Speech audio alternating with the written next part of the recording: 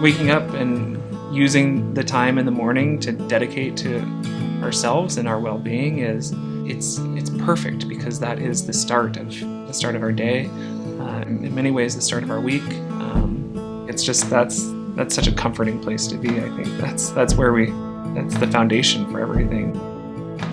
We'll slowly take our coffee outside, go for a nice walk out to the bakery and pick up a loaf of bread and come back home. Just knowing that you can start with something so simple and build it in any direction you want is really the best way for us to make sure that we get a good breakfast in.